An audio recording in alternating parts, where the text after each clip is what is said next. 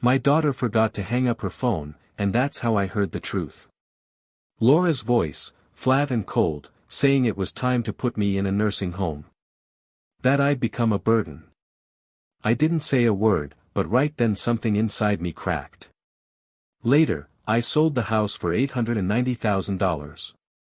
When Laura and Daniel came back from their business trip, they were all smiles, until they realized their keys didn't fit the lock anymore. On the doorstep, a note waited for them. After reading it, their voices rose into angry screams.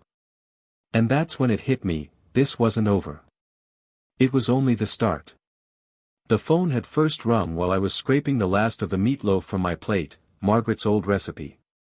Mine never came out quite right without her touch. I glanced at the caller ID and couldn't help but smile. "Dad, how are you holding up?" Laura's voice carried that familiar warmth that always twisted my chest with love and loneliness. I settled into Margaret's worn recliner, the leather smooth from years of her evening reading. "Oh, you know me, sweetheart. Just finished dinner, was about to watch the news." I didn't mention that it was leftovers from 3 days ago, or that I'd spent the past hour staring at Margaret's photo on the mantel. "Are you eating enough? Remember, I showed you that app, you can order groceries online now." "I'm doing fine," I cut in gently, though I admitted, had a little scare yesterday. Forgot the burner under the coffee pot.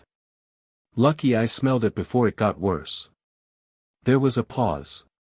I could picture her face, frowning just like her mother used to, that little crease between the eyebrows. "Dad, maybe we should think about someone checking in on you more often." "Daniel thinks I'm doing just fine, Laura." "Really? How's your trip? You're still in Austin, right?" "Yes, the conference wraps tomorrow. Daniel's handling most of the client meetings while I sit through these endless marketing talks." She gave a little laugh, but it sounded forced. "Anyway, Dad, I should run. Daniel and I have dinner with some investors." "Of course, sweetheart. I love you." "Love you too, Dad. Take care of yourself, okay?" I heard the click, then rustling. She must have dropped the phone in her purse, I thought, reaching to hang up. But then the voices came through, muffled but clear enough. "Daniel, you see how fast he's slipping? He forgot to turn off the stove yesterday. What if he burns the whole place down?" My hand froze on the receiver, a chill running through me. "It's time for a nursing home, Laura," Daniel's voice came, cold and matter-of-fact. "He's becoming a burden. He's a good man, but he can't live alone anymore. That house is worth nearly $1 million now." Laura's voice shifted, sharp with calculation. "In Austin's market, we could probably get 900,000, maybe more." "Exactly," Daniel said. "We sell it, find him someplace decent, not too expensive, and finally buy that house in Dallas we've been eyeing, the one with the view." And then my daughter laughed.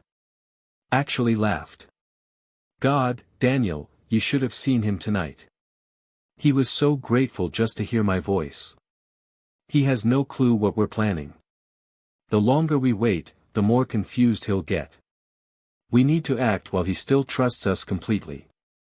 The phone slipped from my hand, hitting the hardwood floor Margaret and I had installed with our own hands more than 20 years ago. Every board nailed with care, every plank carrying the weight of our family's future. I sat in silence, staring at Margaret's photo. Her eyes seemed to look right through me, filled with something I couldn't name, disappointment, warning, maybe just the quiet knowledge of someone who'd already left this world. The grandfather clock in the hallway, her anniversary gift, ticked in the darkness. Outside, crickets began their evening song in the garden she'd planted, the one I still tended. And in my chest, something hardened. The warmth I'd felt hearing my daughter's voice was gone, replaced with a cold fire. My hands, scarred and rough from a lifetime of construction, curled into fists. They thought I was a burden. Helpless. Ready to be tucked away and forgotten while they spent my money and built a new life on my grave. But I wasn't gone yet. And I sure as hell wasn't as confused as they believed. I'd told Laura we could maybe swing 5,000 for her wedding, 8 if we really stretched it. But she cried, actually cried, about wanting her dream wedding. So I spent 6 months working weekends, laying hardwood floors for a buddy's contracting company. He paid me under the table, cash, and every dollar went straight into that wedding. That night, during the father-daughter dance, she leaned close, her head on my shoulder, her wedding dress brushing against my rented tux. "Daddy, you're the best father in the world," she whispered. I believed her. I'll never forget that moment, but she sure has. Just like she forgot who co-signed her first car loan when her credit wasn't good enough. Just like she forgot who made calls and pulled strings to land her that marketing job when she'd been unemployed for 8 long months. I found the old bank statements from just 2 years back, when Daniel lost his job as a financial advisor. They never explained why, but they moved into my house, just for a little while. I didn't ask for rent. I paid the higher utility bills, bought groceries for 3 adults instead of 1 lonely widower. Daniel would pat my shoulder, calling me the most generous man in Texas. Laura would hug me and promise, "Dad, we'll pay you back when we're on our feet." Well, they've been on their feet for over a year now, good jobs, making more money than I ever did. But not once did they bring up paying me back. Not once did they mention moving out. Last month, I even picked up the tab for their anniversary dinner, $200 at some fancy steakhouse downtown, because Daniel insisted they deserved to celebrate. And when his BMW's transmission gave out, I covered the $3,000 repair bill. That little favor wiped out my emergency fund. At their last barbecue, I heard Daniel tell his friends, "Henry's like a father to me. I'm so lucky to have married into this family." And I stood there, proud. Proud to be the generous father-in-law who always stepped up, no matter the cost. Later that night, I walked upstairs into the bedroom Margaret and I had shared, still frozen in time, untouched after 2 years. Her jewelry box sat on the dresser, her reading glasses folded neatly beside the lamp. I opened the bottom drawer and pulled out the house deed. Henry and Margaret Walker, purchased 1999. No liens, no co-signers, no complications. My name alone now that Margaret was gone. Standing there in the room where she'd spent her last days, surrounded by everything we'd built together, I felt something shift. The hurt was still there, sharp as broken glass. But underneath, something harder began to form. They wanted to lock me away and sell off my life's work. They thought I was too old, too confused, too grateful for scraps of attention to fight back. I looked at Margaret's photo on the nightstand. I could almost hear her voice from years ago, "Don't give her so much that she forgets to be grateful." Well, Margaret, our daughter has forgotten. But she's about to remember that her old man isn't nearly as helpless as she thinks. I went to my office and pulled out a business card I'd kept tucked away for 3 years. Todd Fisher, real estate attorney. Margaret had insisted we meet him back when she was first diagnosed, just to get our affairs in order. Now, it was time for another consultation. The next morning, I walked through my own home like I was seeing it for the first time. But instead of warmth and memories, I saw it through Laura and Daniel's eyes, square footage, market value, dollar signs. In the kitchen, I ran my hand along the granite countertops I'd installed by lamplight after long shifts, because we couldn't afford contractors. Margaret had picked the pattern, gray stone laced with veins of gold that caught the morning sun. She brewed coffee on that counter every day for 16 years, right up until cancer stole her strength. I thought back to Christmas morning, when little 3-year-old Laura had wobbled across that same kitchen floor from the fridge into Margaret's arms. We both cried with joy, and Margaret scooped her up, spinning her around while I scrambled for the camera. "Our baby's walking in our house," she whispered, tears streaming. In the house we built for her. The living room carried 25 years of Christmas mornings.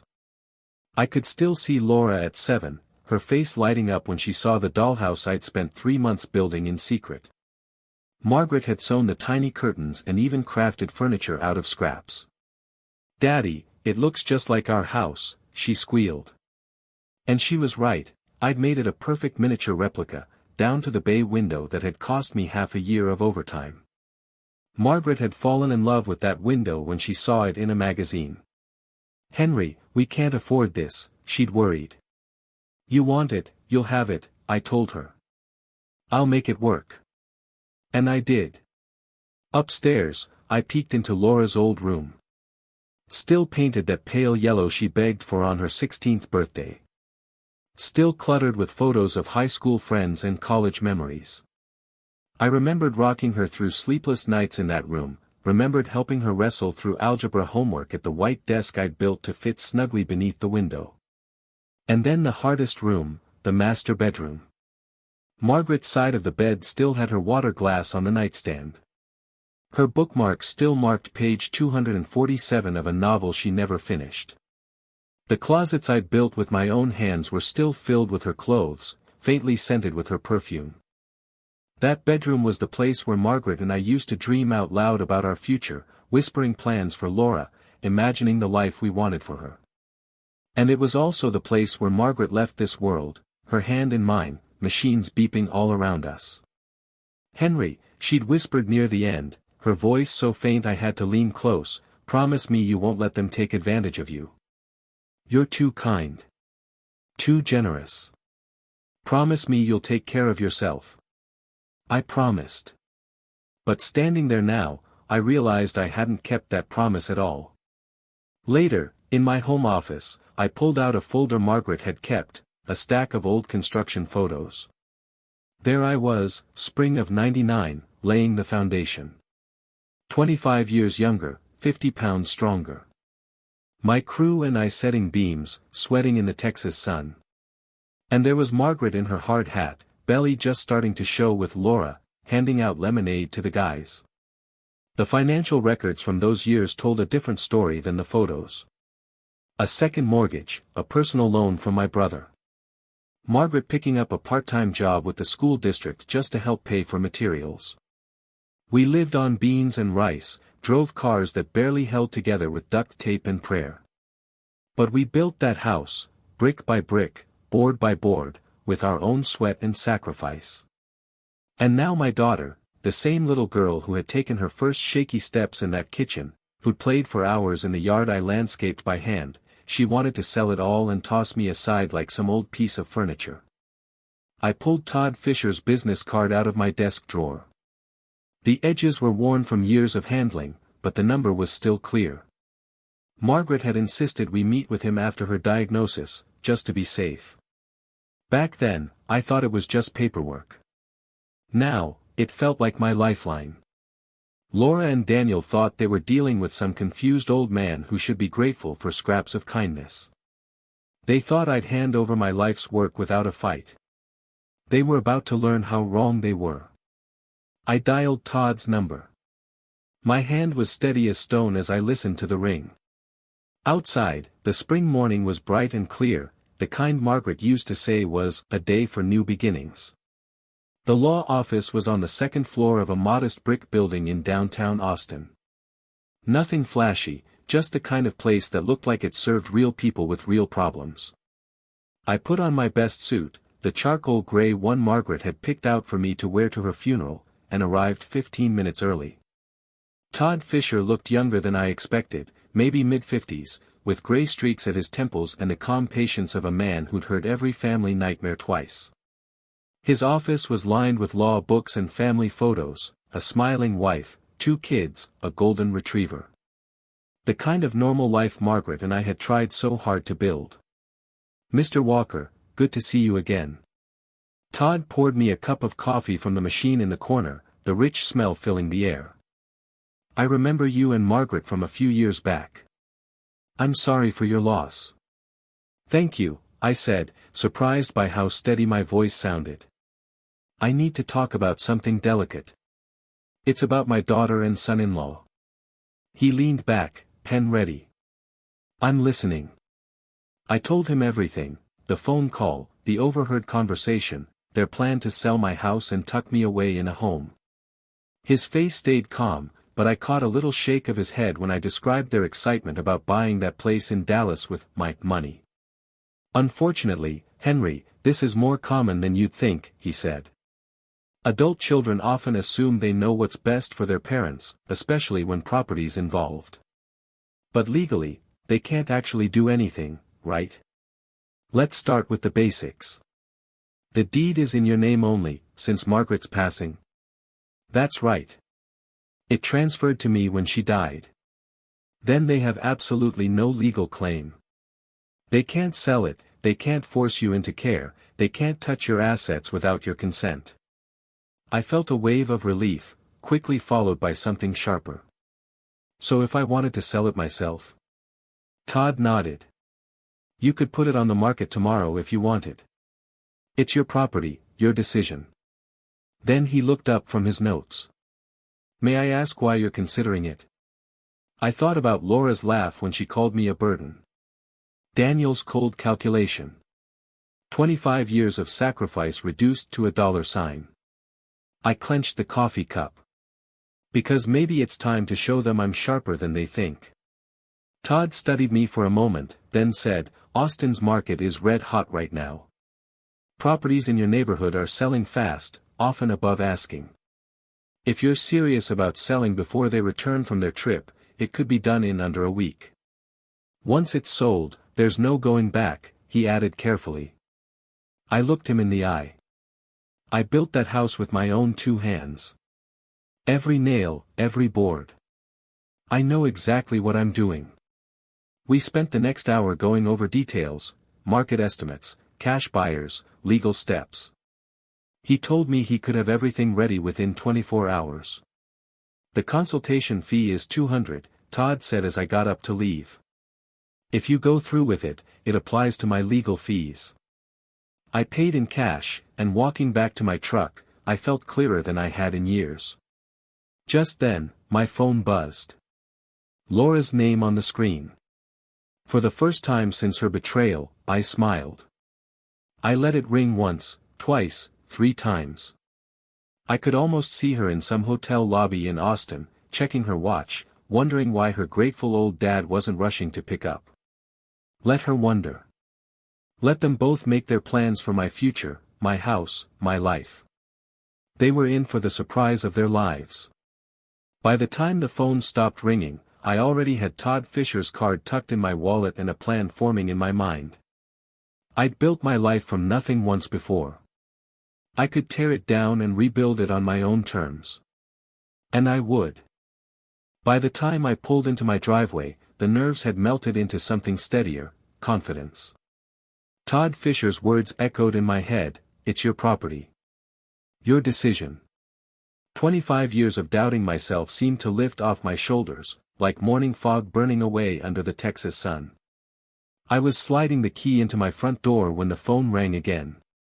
Through the window, I saw it buzzing on the kitchen counter where I'd left it. Laura's name lit up the screen. For the first time since hearing her betrayal, I actually smiled. Let her sweat a little. Let her wonder why her grateful old dad wasn't rushing to pick up. I poured a glass of water, took a breath, and finally answered on the 6th ring. Dad! There you are. Laura's voice sparkled with that fake cheer I now recognized for what it was. I was starting to worry when you didn't answer earlier. Sorry, sweetheart. I was out running some errands, I said, keeping my tone warm and easy, like any harmless old man. How's Austin treating you? Oh, you know how these conferences are, she sighed. Then her tone brightened. But listen, I've got wonderful news. Daniel and I have been planning something special for you. My grip on the phone tightened until my knuckles whitened. We want to treat you to a vacation, she continued. You deserve some rest after everything you've been through since Mom passed. Her voice dripped with rehearsed sympathy, the kind you hear from a sales rep. There's this beautiful place we found, it's like a resort, but with medical staff on hand in case you need anything. A resort with medical staff. My jaw clenched so hard I thought my teeth might crack. That's very thoughtful, sweetheart, I said evenly. You really didn't need to go through all that trouble. Nonsense, Dad. Your family, Daniel's voice chimed in from the background, probably on speaker. We've already made arrangements. When were you thinking? I asked, already knowing their plan. They wanted me out of the house before they returned. We'll be back by next Friday, Laura said sweetly. So we were hoping you'd be ready by then. Just pack some clothes and a few personal things. You know, the essentials. The essentials. Not the photo albums Margaret spent years organizing. Not the furniture I built with my own hands. Just the bare minimum for an old man they wanted shuffled away. Actually, Laura, I said, staring out at the bay window I'd built for Margaret, looking over her garden and that old porch swing where we spent countless evenings dreaming of the future, I've got a surprise for you, too, when you get back. Oh, Dad, what kind of surprise? She actually sounded excited, probably imagining I'd signed something to make their little scheme easier. It's something I've been working on since our last talk. I think you'll be very surprised, I said calmly. You're so sweet, Dad, she cooed. We'll talk about everything when we get home. Just get some rest, we'll handle the rest. Sweet. That's what she called me while plotting to steal my life out from under me. I will, sweetheart. Love you. Love you too, Dad. See you Friday. The line went dead. My hands were steadier than they'd been in months. I set the phone down, walked into my office, and opened my laptop. The screen glowed to life with possibilities I'd never considered before. My fingers hovered, then I typed, real estate agents, Austin. Search results filled the screen like ammunition. I clicked through profile after profile, comparing reviews and success rates like I used to compare steel suppliers back in my construction days. Neighborhoods like West Lake Hills, Tarrytown, Barton Creek, places where houses sold fast and for big money. One name kept popping up, Brian Connor. 43, specialized in quick sales, averaging 18 days from listing to closing. His picture showed a confident man with a professional smile. Testimonies praised him, sold our house in 6 days, cash buyer in 48 hours. This was the guy. I stared at his number, knowing once I dialed, there'd be no turning back. Margaret's photo on my desk seemed to be watching me. I could almost hear her voice, Henry, are you sure about this? I was sure. More sure than I'd been since her funeral. I punched in the number. Brian Connor, Connor Real Estate. How can I help you? Mr. Connor, my name is Henry Walker. I need to sell my house fast. How quick can something like that really happen? Well, Mr. Walker, that depends on a few things, he said smoothly. But with the right property, I've closed in as little as 10 days, cash buyers, no hassle. What kind of timeline are you thinking? 10 days. My heart pounded in my chest. That fast? Absolutely. Austin's market is red hot right now.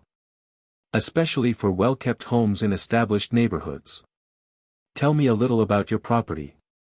I glanced around my kitchen, seeing it through a buyer's eyes for the first time. 2-story, 3,400 square feet. Built in '99. West Lake Hills area. 3 bedrooms, 2.5 baths. Well maintained. Most of the work done by me personally. His tone sharpened with interest. That's exactly what several of my investors are after. Original owner, good upkeep, prime location, those are gold. Would you be open to a property assessment? How soon could you come by? I asked. I can be there this afternoon. Say 3 o'clock. I glanced at the clock. Just past noon. 3 o'clock works fine, I told Brian. Let me give you the address. When the call ended, the house fell silent again, and for a moment the weight of what I'd set in motion pressed heavy on my chest. In 3 short hours, a stranger would be walking through the home Margaret and I had poured our lives into, putting a price tag on the memories we'd built there.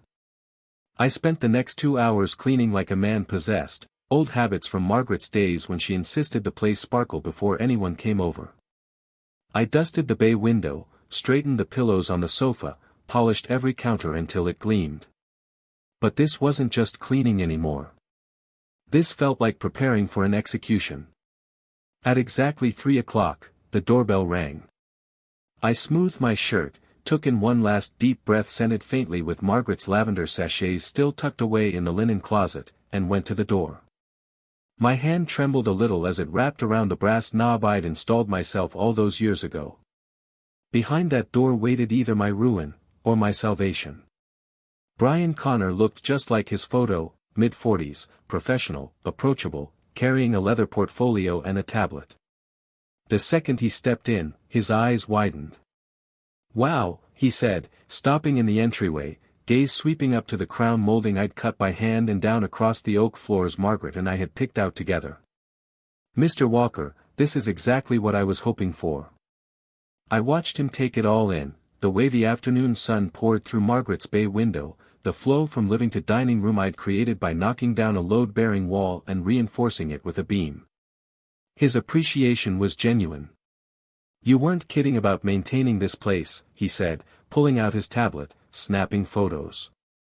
"These hardwoods? Installed them myself back in '01, I told him. 3/4-inch oak. Margaret wanted something that'd last. And this kitchen?" Brian ran his hand along the granite counter. "Custom cut every inch. Margaret picked the pattern. Said the gold veining reminded her of sunlight." My throat tightened a little, but I kept talking. Brian typed notes, testing outlets, photographing the cabinets. "Mr. Walker, I've got to be honest with you. In 15 years, I don't see homes kept like this very often.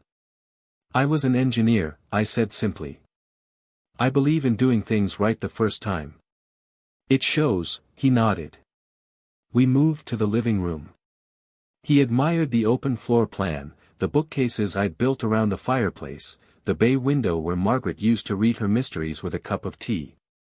"This," he said, measuring quickly, "is custom craftsmanship you just don't find anymore." Then he pulled up comparable listings. Homes like this in West Lake Hills have been selling between $850,000 and $920,000. My chest tightened. More than what Laura and Daniel had guessed in their greedy little conversation. But with the condition and all these features, I'd recommend listing at $890,000. It'll sell quick, and you'll still be at the high end. $890. I whispered, lowering myself into Margaret's old reading chair. The number spun in my head.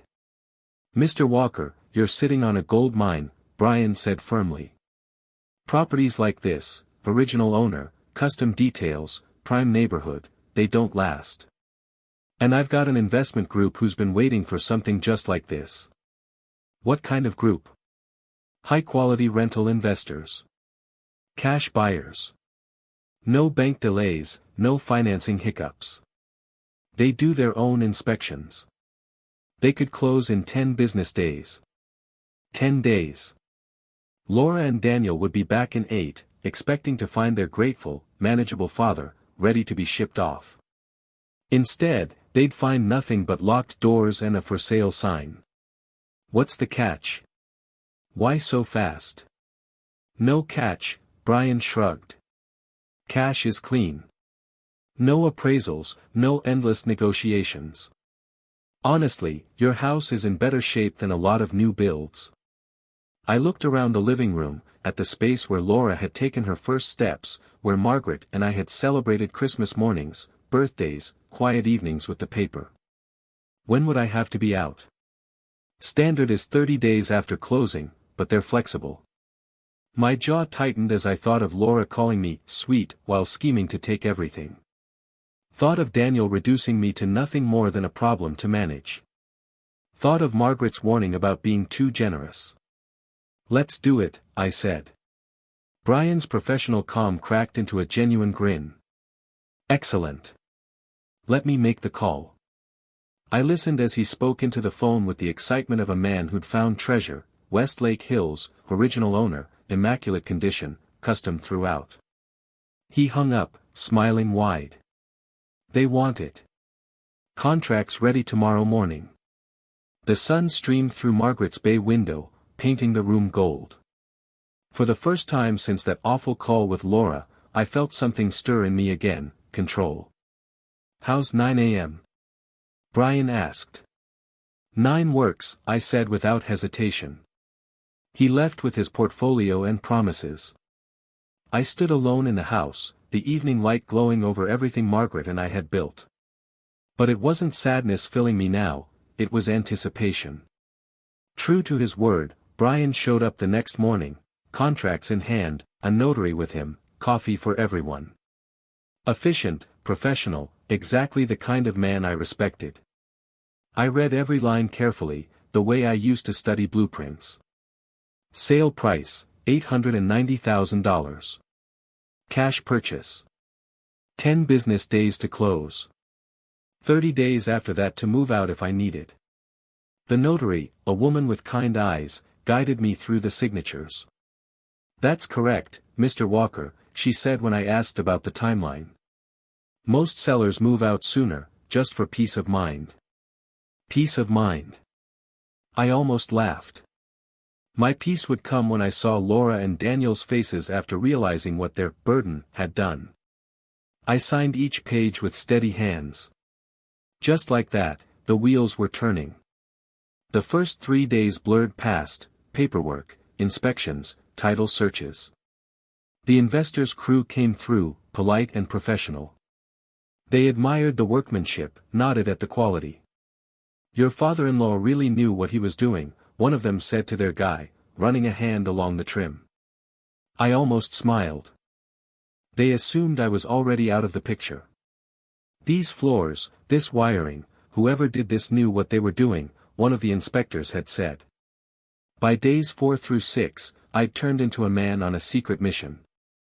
I spent hours online looking at apartments, searching for something modest but comfortable, a place where I could begin again with nearly $900,000 in the bank.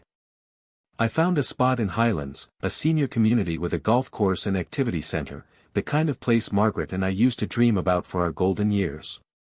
I also called storage units, planning out what of Margaret's I'd keep and what I'd have to leave behind. Her china set. Definitely. Her jewelry box, the photo albums, the little essentials of a life built together, those were coming with me. Days 7 through 9 filled me with a strange, steady confidence I hadn't felt in decades. Each morning, I woke knowing I was one step closer to freedom, one step closer to showing my daughter that her confused old dad wasn't nearly as helpless as she thought. Mrs. Patterson, my neighbor, noticed all the comings and goings. She asked about the inspectors and the folks in suits. Just some work being done, I told her, the half-truth sour in my mouth. If I told her the full story, the gossip would be all over the neighborhood before I was ready.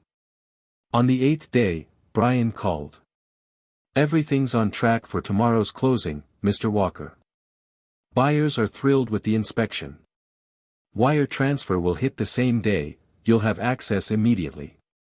That night, I packed one small suitcase, clothes, toiletries, a few personal things.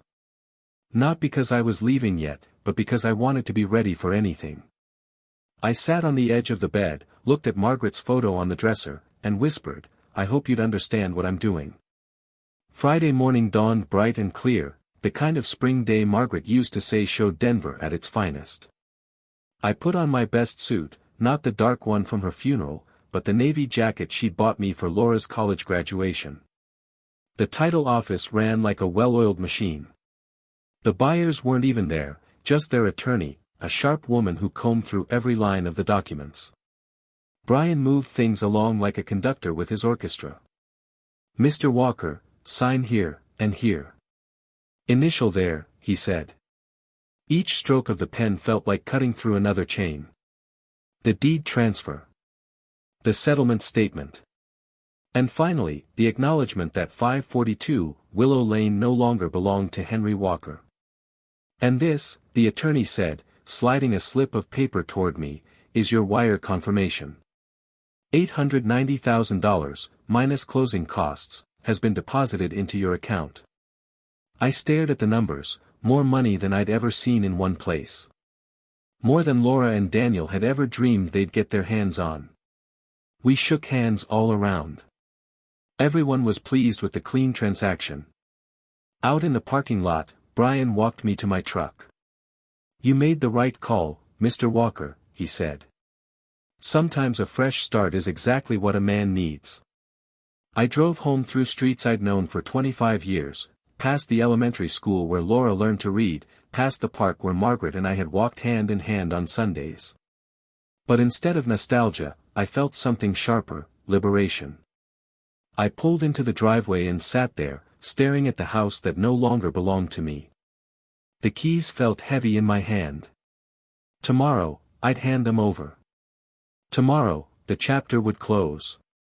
Laura and Daniel were due back from Phoenix in 3 days. They'd come home expecting to find their manageable old father waiting to be escorted to that resort. Instead, they'd walk into an empty house and a lesson they'd never forget. I climbed out of my truck, phone in hand, ready for the next step of my plan. The engine clicked softly as it cooled, but I couldn't bring myself to shut it off yet. I just sat there, staring at the house Margaret and I had built nail by nail, the house that strangers now owned. Still, I had 30 days of access. 30 days to finish what I'd started. At the Starbucks off Colfax, I parked and dialed directory assistance for a 24-hour locksmith. The emergency surcharge didn't faze me. Money wasn't a problem anymore. "AAA locksmith, this is Eddie," came the voice on the other end. "I need all my door locks changed today," I said firmly. "It's urgent." "What's your time frame, sir?" "As soon as possible." "I'll pay cash. I can be there in 2 hours." "Address?" Back at the house, I waited in my truck, watching Mrs. Patterson water her garden. She waved. I waved back, chest tight with the weight of the lies I was telling everyone around me. Eddie showed up in a beat-up van, mid-50s, carrying enough tools to handle anything. He gave the door a look. "Security problem, sir. New ownership situation." "Just being cautious," I said. He nodded like he'd heard it all before and got to work. I watched him unscrew the brass locks Margaret had picked out years ago to match our old door knocker. "These are quality locks," he muttered. "Whoever put these in knew what they were doing." "That was me," I said quietly. "I don't like cutting corners." The new ones were silver, sharper, modern. They clicked differently, colder, less forgiving. "Here you go," Eddie said, handing me 3 fresh sets of keys. "Front, back, and garage." I turned them over in my palm. They felt foreign, almost hostile. "That'll be $450, with the emergency fee." I paid cash, no paper trail tying Henry Walker to the work. When Eddie left, I stood in the stillness of my half-packed home. Then I opened my suitcase and began the hardest task, deciding what pieces of 25 years I could carry with me. Margaret's jewelry box went in first. Then our wedding photos. Then the novel she'd never finished reading. The last things I packed were the hardest. Margaret's old cookbook with her notes scribbled in the margins, my engineering certificates, our marriage papers. The bookmark still sat at page 247 in the novel she'd been reading when she passed. Her clothes stayed in the closet, still faintly carrying her perfume. The furniture, the photo albums of Laura's childhood, those pieces of our story would have to remain. While folding documents into a folder, I called Sunset Manor Apartments. "Do you have a furnished one-bedroom available right away?" I asked. "We do," Mrs. Chen, the manager, answered. "Month to month, if you'd like the flexibility." "I'll take it," I said without hesitation. An hour later, I was signing papers with Mrs. Chen in a modest but tidy complex for seniors. The unit was simple, clean, functional, nothing fancy, but it had everything I needed to start over. She raised her eyebrows when I said, "I'd like to move in tonight," but she didn't pry. A cash deposit and nearly $3,000 in fees later, I had a new address. Loading my car at dusk, I noticed Mrs. Patterson peering from her window again. She waved, and I waved back, the weight of all the ties I was cutting pressing against my chest. I walked through the house one last time, the kitchen where Margaret had taught Laura to bake cookies, the living room where we'd unwrapped Christmas gifts, the bedroom where I'd held her hand as she took her final breath. "I'm sorry, honey," I whispered into the empty air. "But you'd understand. You always said I was too generous for my own good." I locked the new locks and drove away from Willow Lane, the rearview mirror filled with a life I was leaving behind. At Sunset Manor, the place smelled of fresh paint and industrial carpet cleaner. I carried in my single suitcase, set Margaret's photo on the nightstand, and sat with my phone in hand. One more call stood between me and the final stage of my plan. Laura and Daniel thought they had me cornered. They were about to learn otherwise. I opened my laptop and searched for banks that catered to larger deposits but kept things discreet. Colorado Community Bank stood out, smaller than the national chains, known for personal service. Colorado Community Bank, private banking. "This is David Morrison," came the voice on the other end when I called. "Mr. Morrison, my name is Henry Walker. I'd like to open an account for a substantial deposit. Roughly $890,000. There was a short pause, long enough for me to know I had his attention. "We'd be delighted to assist you, Mr. Walker. Would Monday morning, 9 a.m., work?" "Perfect," I said. That weekend stretched out like foreign territory. I'd never lived anywhere but the house Margaret and I had built. This little one-bedroom felt like exile, but at least it was exile by choice, my choice. On Saturday, I unpacked with care. Margaret's jewelry box went on the dresser. Our wedding photo on the nightstand. My certificates on the shelf. I bought simple groceries, food for one. At the checkout, the clerk asked if I was new to the area.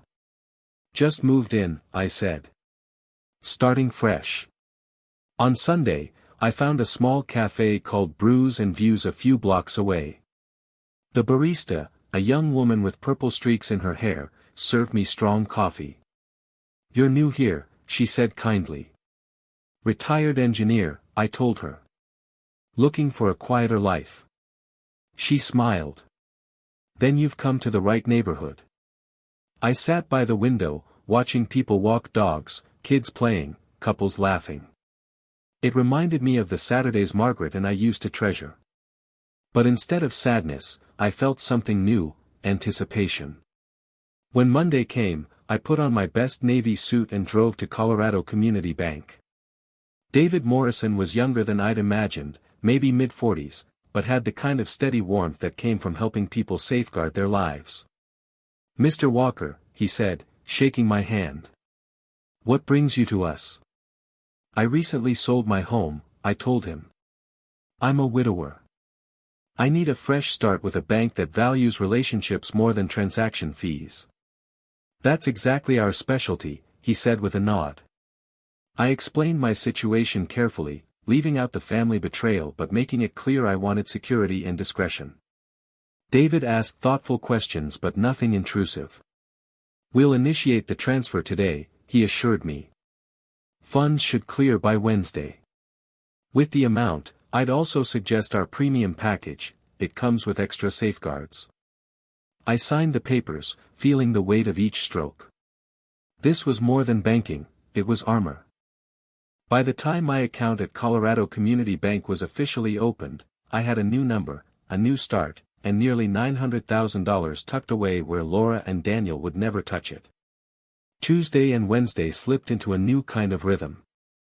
Mornings meant coffee at Brews and Views, where Sarah always remembered my order and asked how my weekend went.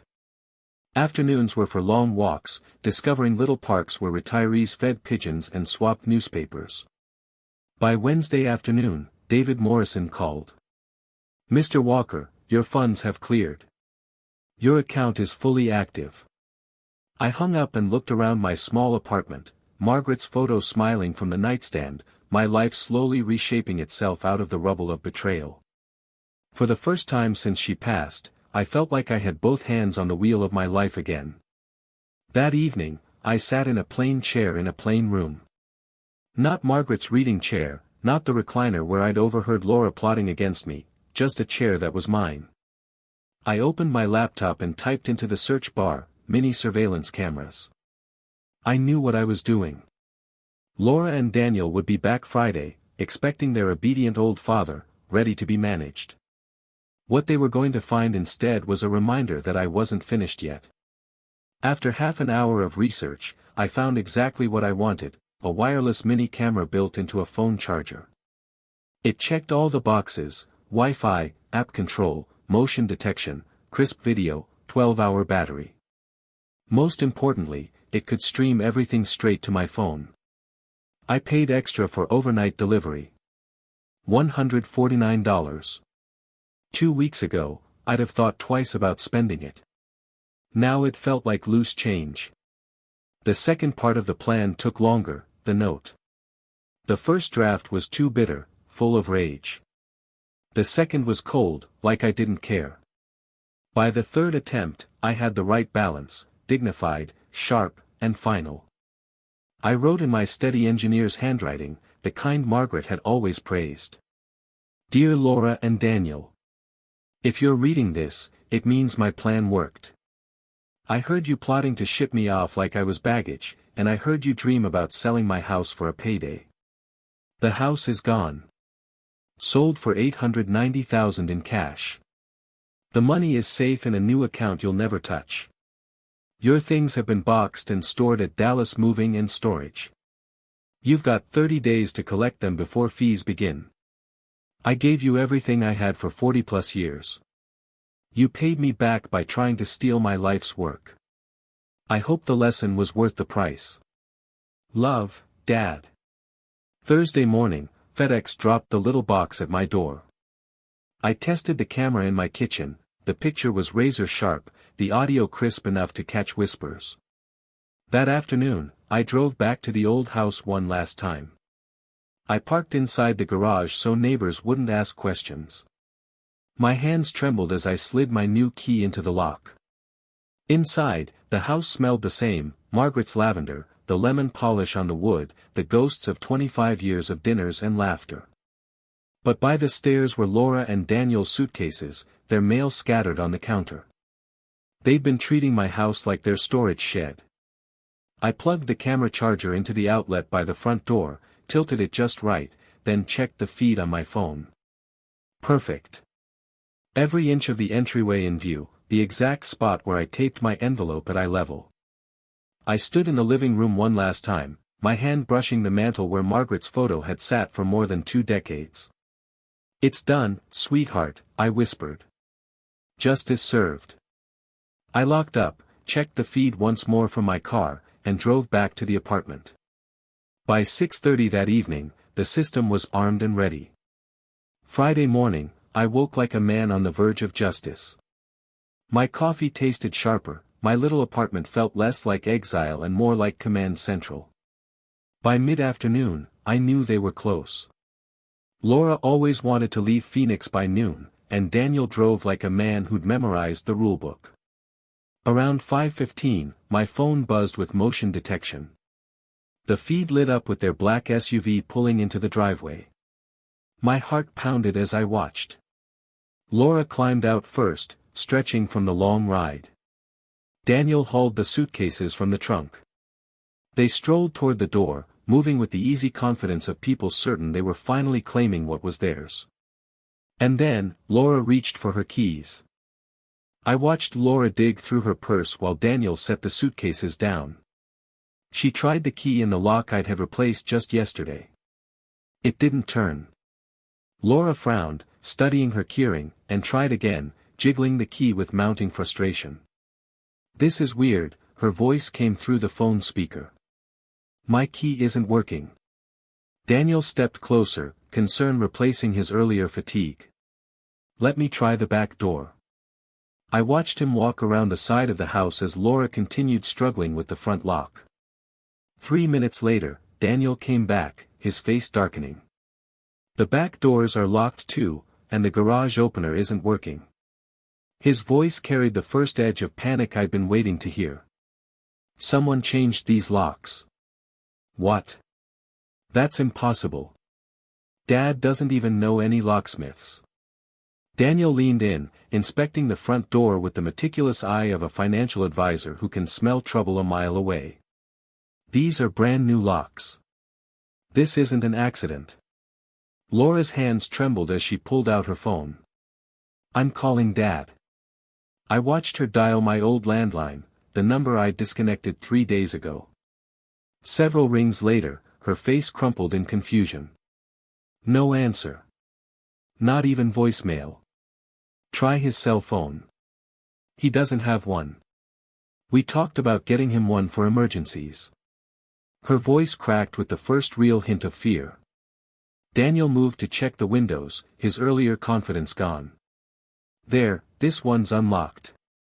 I can boost you up. I watched Laura climb through the kitchen window I'd deliberately left unlatched, her business suit catching on the frame. Moments later, the front door opened from the inside. Daniel stepped in with their suitcases, and both froze at the sight of a white envelope taped at eye level. Laura's hand shook as she pulled it down, my careful handwriting showing both their names. I leaned forward in my chair, phone clutched in both hands, as she broke the seal. Her eyes scanned the note, Daniel peering over her shoulder. I watched the expressions change, confusion, shock, disbelief, horror. He sold the house. Laura's voice nearly shrieked. How could he do this to us? Daniel grabbed the note, rereading as if the words might magically change. That manipulative old man, he played us the whole time. $890,000. Laura cried, her makeup streaking. He kept it all. That money was supposed to be our future. Your future. Daniel snapped, the devoted son-in-law mask slipping. This is your father, Laura. You should have handled this better. My fault. She spun on him, years of resentment boiling over. You were the one saying he was a burden. You pushed for the nursing home. Well, he was a burden. Look what he's done to us. Daniel gestured wildly around the room that was no longer theirs. We're homeless. Our lease is up next week. The irony wasn't lost on me. They were fighting in my living room about being homeless, just as they'd planned to do to me in their nursing home scheme. Call a lawyer, Laura said, desperate. There has to be something we can do. He can't just sell the house without telling us. With what money? Daniel sneered. In case you forgot, I lost my job 6 months ago, and your marketing salary barely covers our car payments. Then get another job. Where do you think financial firms are lining up to hire advisors fired for questionable transactions? Laura's face crumbled as the full scope hit her, no house, no inheritance, no savings, and Daniel's unemployability exposed. How could he be so cruel, she whispered. The same way you were cruel when you called him a burden and tried to warehouse him, Daniel shot back. The old man was smarter than both of us. Through the phone, I watched them slump into my old furniture, soon to be theirs no longer. Laura buried her face in her hands, Daniel staring at the note, finally realizing he'd been outplayed. I turned off the camera feed. I'd seen enough. In my kitchen, I opened a bottle of Margaret's favorite wine, a 2018 Bordeaux we'd been saving for a special occasion that never came. I poured a glass, raising it to her photo. To you, my love. Justice served. The wine tasted like victory. They learned what happens when you bite the hand that feeds you. A text from an unknown number buzzed on my phone, probably Laura trying some new method to reach me. I deleted it without reading and powered the phone off. Looking out at the Austin skyline, bathed in gold from the setting sun, I knew somewhere across the city, Laura and Daniel were facing the consequences of their cruelty. My burden had become theirs. For the first time in 2 years since Margaret's death, I felt free. I was no longer anyone's burden. I had my money, my choices, my future, wide open ahead like an endless road. Henry Hayes had left the building, never to return. If you enjoyed this story, please give the video a like, subscribe to the channel, and leave your thoughts in the comments. To hear the next story, click the box on the left. Thanks for watching.